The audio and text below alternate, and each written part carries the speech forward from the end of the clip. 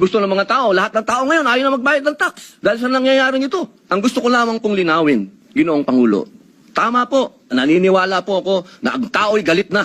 Dapat lang po silang magalit. Marami nang talagang ghost project, ang dami na pong nangyayaring ito. Pero sana po, intindihin po natin din yung mga kababayan natin sa malalayong lugar na humahanap ng hustisya.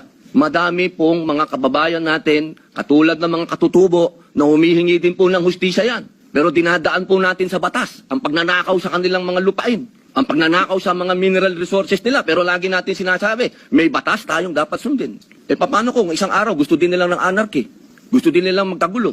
Gusto din nilang lumusob sa Malacanang, pumunta ng Mindiola? Yun po yung mga bagay po na dapat po natin ding isipin. Ako po'y hindi kontra kahit kanino dito. Ako po'y #1 supporter ng lahat nandito. Pero pagdating po sa usapin, na tayo'y magkakaroon na naman ng pag-aaklas. 20 taon na po ako sa Mindanao. Alam po yan ng kapatid ko na si Senator Mig Subiri na umiikot dyan sa mga liblib na lugar para kumbinsin ng mga taong sumunod tayo sa batas. Yun lamang po, mga senador tayo. Gumagawa tayo ng batas. Ang batas kailangan sundin natin tayo mismo. Yun lamang po.